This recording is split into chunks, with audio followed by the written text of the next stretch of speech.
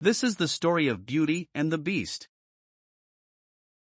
In a very far-off country, there lived a merchant who had been so fortunate in all his undertakings that he was enormously rich. As he had, however, 6 sons and 6 daughters, he found that his money was not too much to let them all have everything they fancied, as they were accustomed to do. But one day a most unexpected misfortune befell them. Their house caught fire and was speedily burnt to the ground, with all the splendid furniture, the books, pictures, gold, silver, and precious goods it contained. And this was only the beginning of their troubles. Their father, who had until this moment prospered in all ways, suddenly lost every ship he had upon the sea, either by dint of pirates, shipwreck, or fire. Then he heard that his clerks in distant countries, whom he trusted entirely, had proved unfaithful. And at last from great wealth he fell into the direst poverty. All that he had left was a little house in a desolate place at least 100 leagues from the town in which he had lived, and to this he was forced to retreat with his children, who were in despair at the idea of leading such a different life. Indeed, the daughters at first hoped that their friends, who had been so numerous while they were rich, would insist on their staying in their houses now they no longer possessed one. But they soon found that they were left alone, and that their former friends even attributed their misfortunes to their own extravagance, and showed no intention of offering them any help. So nothing was left for them but to take their departure to the cottage, which stood in the midst of a dark forest, and seemed to be the most dismal place upon the face of the earth. As they were too poor to have any servants, the girls had to work hard, like peasants, and the sons, for their part, cultivated the fields to earn their living. Roughly clothed, and living in the simplest way, the girls regretted unceasingly the luxuries and amusements of their former life. Only the youngest tried to be brave and cheerful. She had been as sad as anyone when misfortune overtook her father, but soon recovering her natural gaiety, she set to work to make the best of things, to amuse her father and brothers as well as she could, and to try to persuade her sisters to join her in dancing and singing. But they would do nothing of the sort, and because she was not as doleful as themselves, they declared that this miserable life was all she was fit for. But she was really far prettier and clever than they were. Indeed, she was so lovely that she was always called Beauty. After 2 years, when they were all beginning to get used to their new life, something happened to disturb their tranquility. Their father received the news that one of his ships, which he had believed to be lost, had come safely into port with a rich cargo. All the sons and daughters at once thought that their poverty was at an end, and wanted to set out directly for the town. But their father, who was more prudent, begged them to wait a little, and though it was harvest time, and he could ill be spared, determined to go himself first to make inquiries. Only the youngest daughter had any doubt but that they would soon again be as rich as they were before, or at least rich enough to live comfortably in some town where they would find amusement and gay companions once more. So they all loaded their father with commissions for jewels and dresses which it would have taken a fortune to buy. Only Beauty, feeling sure that it was of no use, did not ask for anything. Her father, noticing her silence, said, "And what shall I bring for you, Beauty?" "The only thing I wish for is to see you come home safely," she answered. But this only vexed her sisters, who fancied she was blaming them for having asked for such costly things. Her father, however, was pleased, but as he thought that at her age she certainly ought to like pretty presents, he told her to choose something. "Well, dear father," she said, "as you insist upon it, I beg that you will bring me a rose. I have not seen one since we came here, and I love them so much." So the merchant set out and reached the town as quickly as possible, but only to find that his former companions, believing him to be dead, had divided between them the goods which the ship had brought. And after 6 months of trouble and expense, he found himself as poor as when he started, having been able to recover only just enough to pay the cost of his journey. To make matters worse, he was obliged to leave the town in the most terrible weather, so that by the time he was within a few leagues of his home, he was almost exhausted with cold and fatigue. Though he knew it would take some hours to get through the forest, he was so anxious to be at his journey's end that he resolved to go on. But night overtook him, and the deep snow and bitter frost made it impossible for his horse to carry him any further. Not a house was to be seen. The only shelter he could get was the hollow trunk of a great tree, and there he crouched all the night, which seemed to him the longest he had ever known. In spite of his weariness, the howling of the wolves kept him awake, and even when at last the day broke he was not much better off, for the falling snow had covered up every path, and he did not know which way to turn. At length he made out some sort of track, and though at the beginning it was so rough and slippery that he fell down more than once, it presently became easier, and led him into an avenue of trees, which ended in a splendid castle. It seemed to the merchant very strange that no snow had fallen in the avenue, which was entirely composed of orange trees, covered with flowers and fruit. When he reached the first court of the castle, he saw before him a flight of agate steps, and went up them, and passed through several splendidly furnished rooms. The pleasant warmth of the air revived him, and he felt very hungry. But there seemed to be nobody in all this vast and splendid palace whom he could ask to give him something to eat. Deep silence reigned everywhere, and at last, tired of roaming through empty rooms and galleries, he stopped in a room smaller than the rest, where a clear fire was burning, and a couch was drawn up closely to it. Thinking that this must be prepared for someone who was expected, he sat down to wait till he should come, and very soon fell into a sweet sleep. When his extreme hunger wakened him after several hours, he was still alone. But a little table, upon which was a good dinner, had been drawn up close to him, and as he had eaten nothing for 24 hours, he lost no time in beginning his meal, hoping that he might soon have an opportunity of thanking his considerate entertainer, whoever it might be. But no one appeared, and even after another long sleep, from which he awoke completely refreshed, there was no sign of anybody, though a fresh meal of dainty cakes and fruit was prepared upon the little table at his elbow. Being naturally timid, the silence began to terrify him, and he resolved to search once more through all the rooms. But it was of no use. Not even a servant was to be seen. There was no sign of life in the palace. He began to wonder what he should do, and to amuse himself by pretending that all the treasures he saw were his own, and considering how he would divide them among his children. Then he went down into the garden, and though it was winter everywhere else, here the sun shone, and the birds sang, and the flowers bloomed, and the air was soft and sweet. The merchant, in ecstasies with all he saw and heard, said to himself, "All this must be meant for me. I will go this minute and bring my children to share all these delights." In spite of being so cold and weary when he reached the castle, he had taken his horse to the stable and fed it. Now he thought he would saddle it for his homeward journey, and he turned down the path which led to the stable. This path had a hedge of roses on each side of it, and the merchant thought he had never seen or smelt such exquisite flowers. They reminded him of his promise to Beauty, and he stopped and had just gathered one to take to her when he was startled by a strange noise behind him. Turning round, he saw a frightful beast, which seemed to be very angry, and said, in a terrible voice, "Who told you that you might gather my roses? Was it not enough that I allowed you to be in my palace and was kind to you? This is the way you show your gratitude, by stealing my flowers. But your insolence shall not go unpunished." The merchant, terrified by these furious words, dropped the fatal rose, and throwing himself on his knees, cried, "Pardon me, noble sir. I am truly grateful to you for your hospitality, which was so magnificent that I could not imagine that you would be offended by my taking such a little thing as a rose." But the beast's anger was not lessened by this speech. "You are very ready with excuses and flattery," he cried, "but that will not save you from the death you deserve." "Alas," thought the merchant, "if my daughter could only know what danger her rose has brought me into." And in despair he began to tell the beast all his misfortunes and the reason of his journey, not forgetting to mention Beauty's request. "A king's ransom would hardly have procured all that my other daughters asked," he said, "but I thought that I might at least take Beauty her rose. I beg you to forgive me, for you see I meant no harm." The beast considered for a moment, and then he said, in a less furious tone, "I will forgive you on one condition, that is,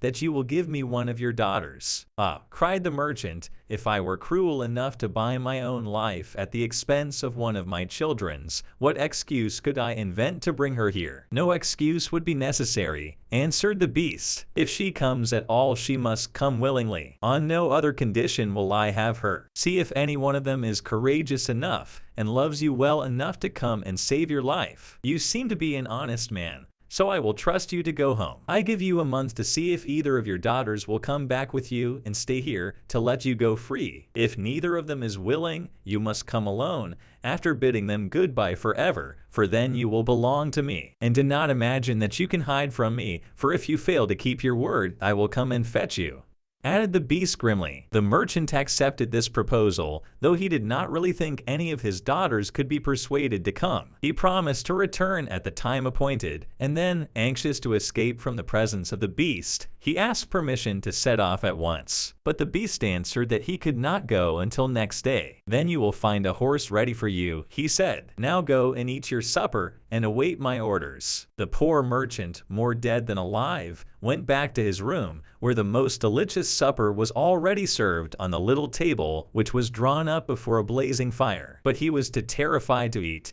and only tasted a few of the dishes, for fear the beast should be angry if he did not obey his orders. When he had finished, he heard a great noise in the next room, which he knew meant that the beast was coming. As he could do nothing to escape his visit, the only thing that remained was to seem as little afraid as possible. So when the beast appeared and asked roughly if he had supped well, the merchant answered humbly that he had, thanks to his host's kindness. Then the beast warned him to remember their agreement and to prepare his daughter exactly for what she had to expect. "Do not get up tomorrow," he added, "until you see the sun and hear a golden bell ring. Then you will find your breakfast waiting for you here, and the horse you are to ride will be ready in the courtyard. He will also bring you back again when you come with your daughter a month hence. Farewell, take a rose to Beauty, and remember your promise." The merchant was only too glad when the beast went away, and though he could not sleep for sadness, he lay down until the sun rose. Then, after a hasty breakfast, he went to gather Beauty's rose, and mounted his horse, which carried him off so swiftly that in an instant he had lost sight of the palace, and he was still wrapped in gloomy thoughts when it stopped before the door of the cottage. His sons and daughters, who had been very uneasy at his long absence, rushed to meet him, eager to know the result of his journey, which, seeing him mounted upon a splendid horse and wrapped in a rich mantle, they supposed to be favorable. He hid the truth from them at first, only saying sadly to Beauty as he gave her the rose, "Here is what you asked me to bring you. You little know what it has cost." But this excited their curiosity so greatly that presently he told them his adventures from beginning to end, and then they were all very unhappy. The girls lamented loudly over their lost hopes, and the sons declared that their father should not return to this terrible castle, and began to make plans for killing the beast if it should come to fetch him. But he reminded them that he had promised to go back. Then the girls were very angry with Beauty, and said it was all her fault, and that if she had asked for something sensible this would never have happened, and complained bitterly that they should have to suffer for her folly. Poor Beauty, much distressed, said to them, "I have indeed caused this misfortune, but I assure you I did it innocently. Who could have guessed that to ask for a rose in the middle of summer would cause so much misery? But as I did the mischief, it is only just that I should suffer for it. I will therefore go back with my father to keep his promise." At first nobody would hear of this arrangement,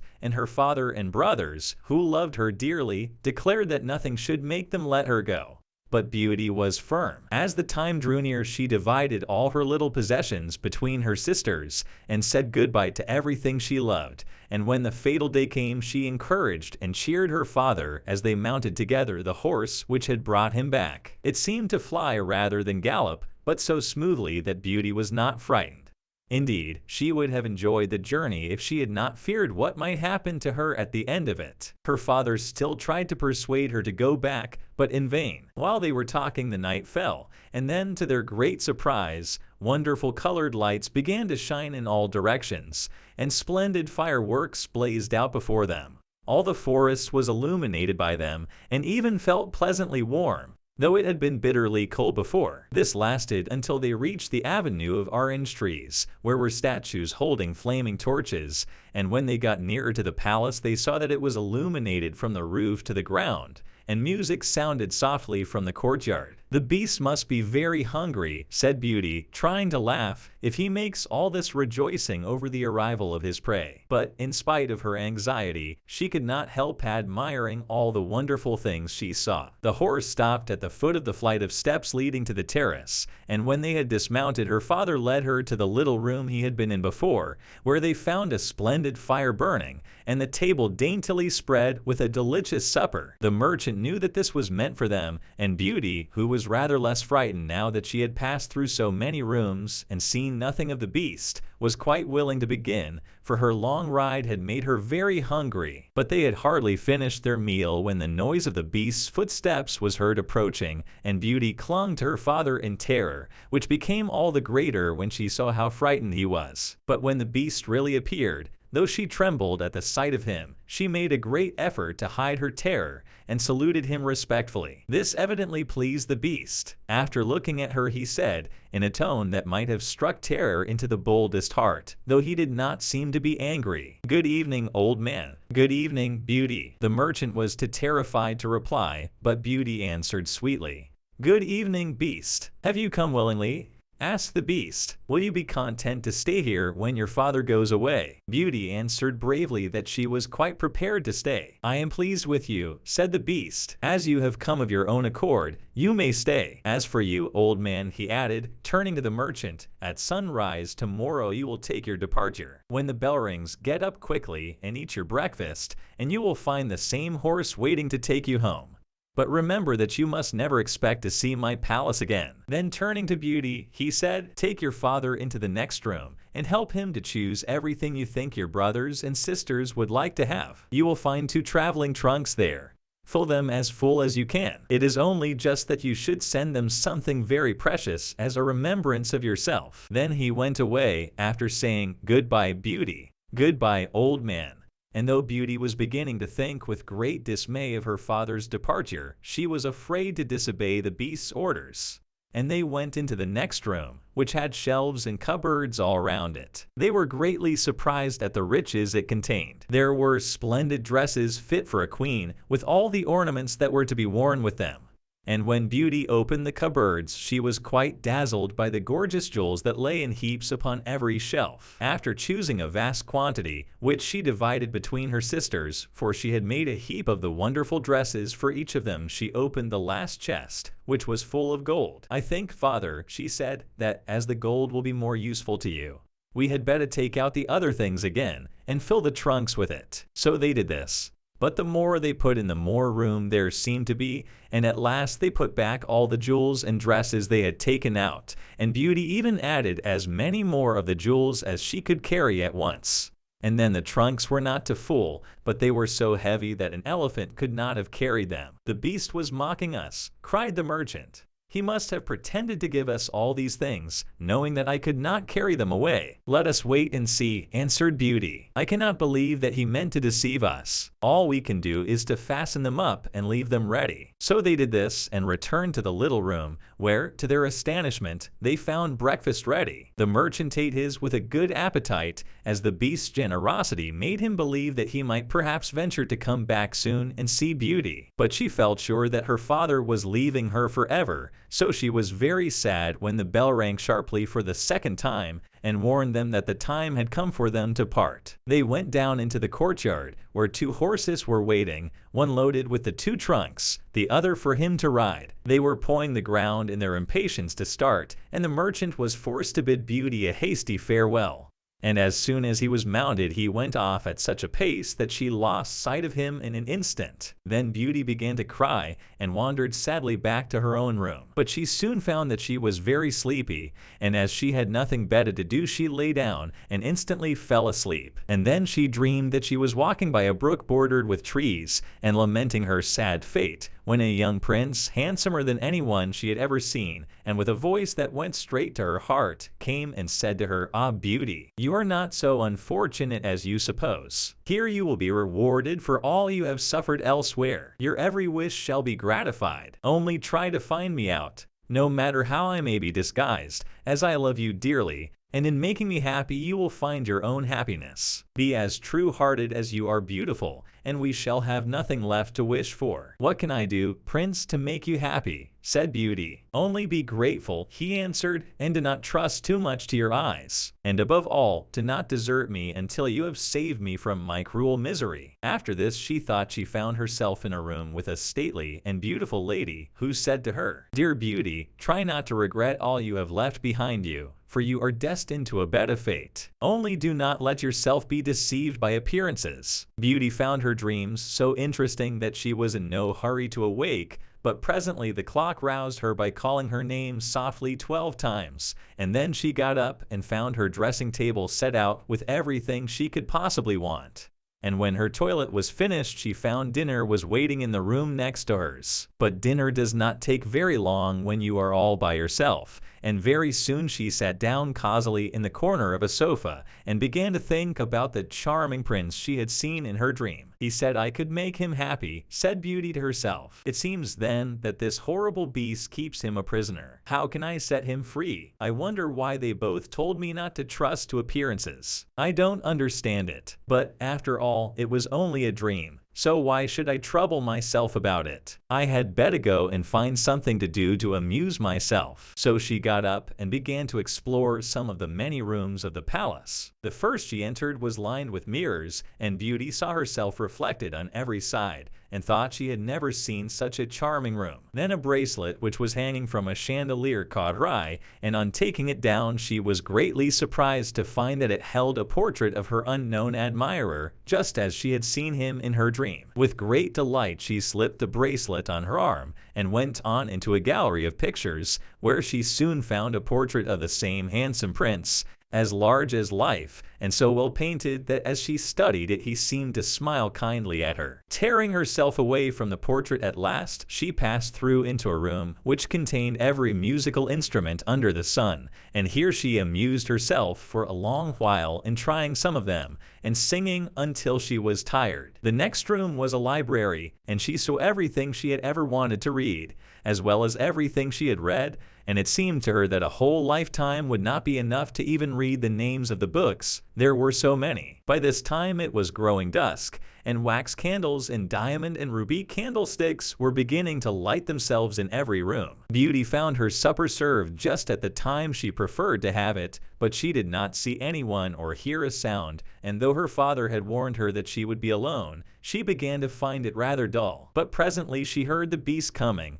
and wondered tremblingly if he meant to eat her up now. However, as he did not seem at all ferocious, and only said gruffly, "Good evening, Beauty," she answered cheerfully and managed to conceal her terror. Then the beast asked her how she had been amusing herself, and she told him all the rooms she had seen. Then he asked if she thought she could be happy in his palace, and Beauty answered that everything was so beautiful that she would be very hard to please if she could not be happy. And after about an hour's talk, Beauty began to think that the beast was not nearly so terrible as she had supposed at first. Then he got up to leave her, and said in his gruff voice, "Do you love me, Beauty? Will you marry me?" "Oh, what shall I say?"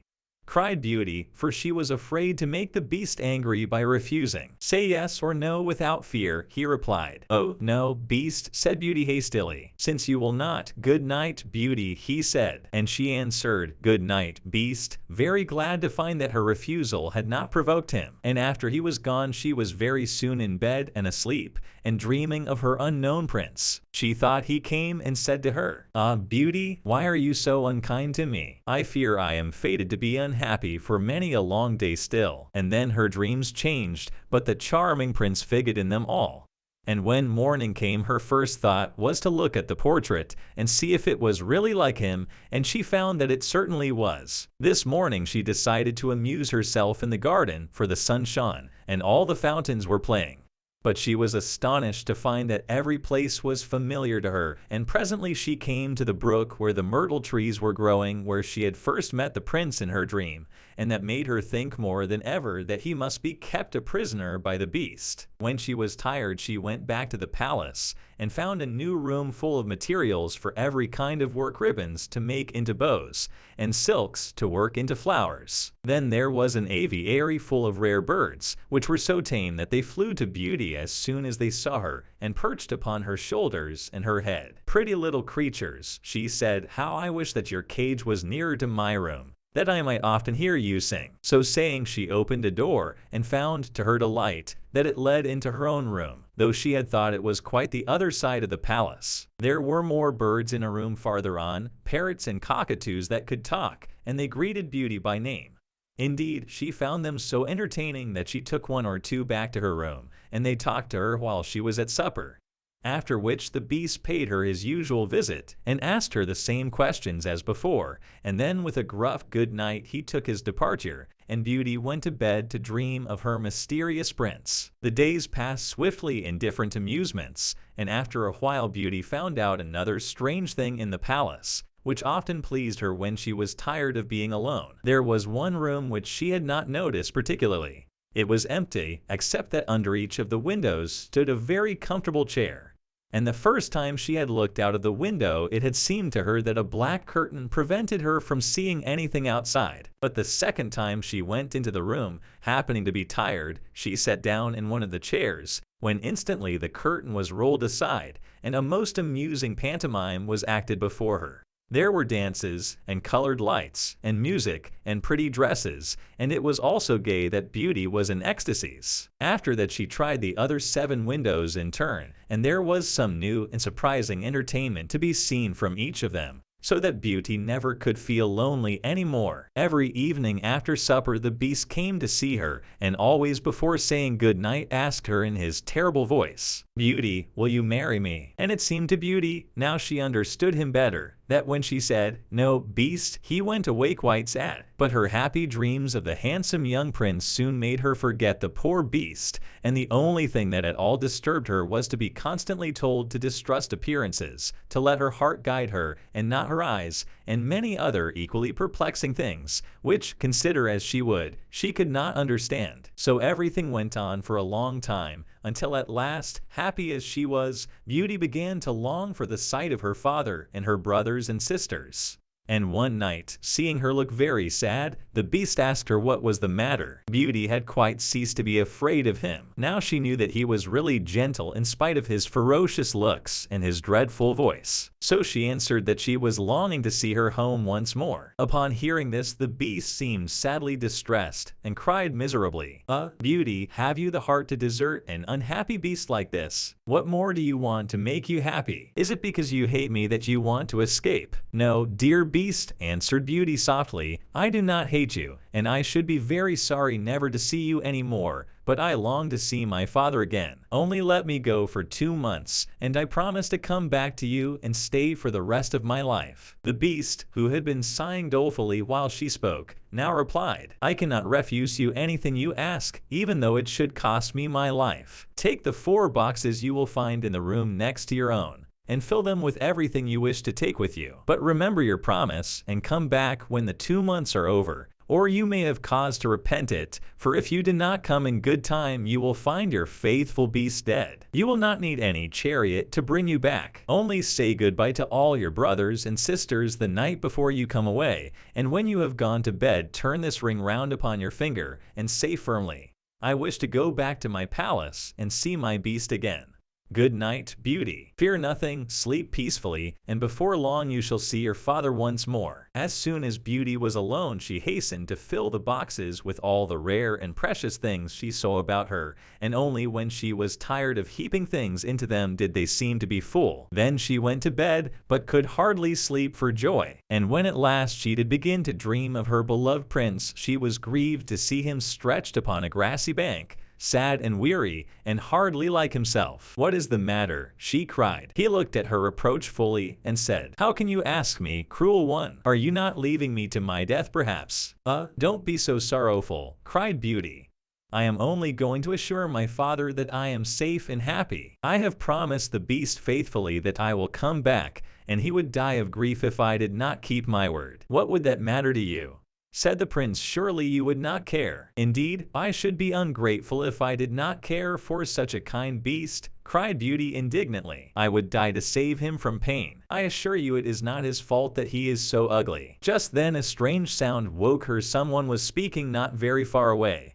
and opening her eyes she found herself in a room she had never seen before, which was certainly not nearly so splendid as those she was used to in the Beast's palace. Where could she be? She got up and dressed hastily, and then saw that the boxes she had packed the night before were all in the room. While she was wondering by what magic the Beast had transported them and herself to this strange place, she suddenly heard her father's voice and rushed out and greeted him joyfully. Her brothers and sisters were all astonished at her appearance, as they had never expected to see her again, and there was no end to the questions they asked her. She had also much to hear about what had happened to them while she was away, and of her father's journey home. But when they heard that she had only come to be with them for a short time, and then must go back to the Beast's palace forever, they lamented loudly. Then Beauty asked her father what he thought could be the meaning of her strange dreams, and why the prince constantly begged her not to trust to appearances. After much consideration, he answered, "You tell me yourself that the Beast, frightful as he is, loves you dearly, and deserves your love and gratitude for his gentleness and kindness.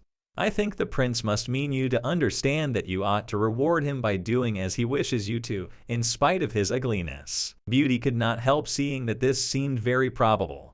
Still, when she thought of her dear prince who was so handsome, she did not feel at all inclined to marry the Beast. At any rate, for 2 months she need not decide, but could enjoy herself with her sisters. But though they were rich now, and lived in town again, and had plenty of acquaintances, Beauty found that nothing amused her very much. And she often thought of the palace, where she was so happy, especially as at home she never once dreamed of her dear prince, and she felt quite sad without him. Then her sisters seemed to have got quite used to being without her, and even found her rather in the way, so she would not have been sorry when the 2 months were over but for her father and brothers, who begged her to stay, and seemed so grieved at the thought of her departure that she had not the courage to say goodbye to them. Every day when she got up she meant to say it at night, and when night came she put it off again, until at last she had a dismal dream which helped her to make up her mind. She thought she was wandering in a lonely path in the palace gardens,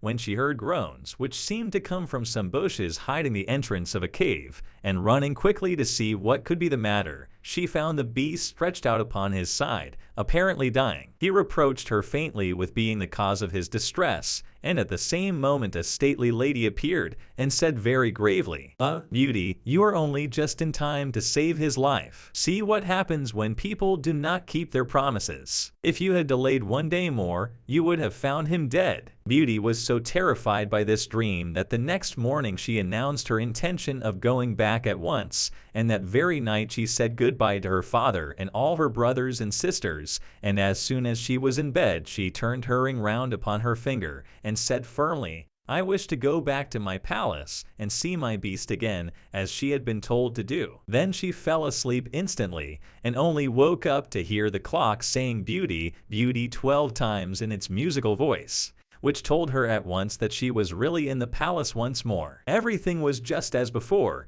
and her birds were so glad to see her. But Beauty thought she had never known such a long day, for she was so anxious to see the Beast again that she felt as if supper time would never come. But when it did come and no Beast appeared, she was really frightened. So, after listening and waiting for a long time, she ran down into the garden to search for him. Up and down the paths and avenues ran poor Beauty, calling him in vain, for no one answered, and not a trace of him could she find. Until at last, quite tired, she stopped for a minute's rest, and saw that she was standing opposite the shady path she had seen in her dream. She rushed down it, and sure enough, there was the cave, and in it lay the Beast asleep, as Beauty thought. Quite glad to have found him, she ran up and stroked his head, but to her horror, he did not move or open his eyes. "Oh, he is dead. And it is all my fault," said Beauty, crying bitterly. But then, looking at him again, she fancied he still breathed, and hastily fetching some water from the nearest fountain, she sprinkled it over his face, and to her great delight, he began to revive. "Oh, Beast, how you frightened me!" she cried. "I never knew how much I loved you until just now, when I feared I was too late to save your life. Can you really love such an ugly creature as I am?" said the Beast faintly. Beauty, you only came just in time. I was dying because I thought you had forgotten your promise. But go back now and rest. I shall see you again by and by. Beauty, who had half expected that he would be angry with her, was reassured by his gentle voice and went back to the palace, where supper was awaiting her. And afterward the Beast came in as usual and talked about the time she had spent with her father, asking if she had enjoyed herself and if they had all been very glad to see her. Beauty answered politely and quite enjoyed telling him all that had happened to her. And when at last the time came for him to go, and he asked, as he had so often asked before, "Beauty, will you marry me?" She answered softly, "Yes, dear Beast." As she spoke, a blaze of lights sprang up before the windows of the palace. Fireworks crackled and guns banged, and across the avenue of orange trees, in letters all made of fireflies, was written, "Long live the prince and his bride." Turning to ask the Beast what it could all mean, Beauty found that he had disappeared, and in his place stood her long-loved prince. At the same moment the wheels of a chariot were heard upon the terrace, and two ladies entered the room. One of them Beauty recognized as the stately lady she had seen in her dreams. The other was also so grand and queenly that Beauty hardly knew which to greet first, but the one she already knew said to her companion, "Well, Queen, this is Beauty, who has had the courage to rescue your son from the terrible enchantment. They love one another, and only your consent to their marriage is wanting to make them perfectly happy." "I consent with all my heart," cried the Queen. "How can I ever thank you enough, charming girl, for having restored my dear son to his natural form?" And then she tenderly embraced Beauty and the prince, who had meanwhile been greeting the fairy and receiving her congratulations. "Now," said the fairy to Beauty, "I suppose you would like me to send for all your brothers and sisters to dance at your wedding." And so she did, and the marriage was celebrated the very next day with the utmost splendor, and Beauty and the prince lived happily ever after.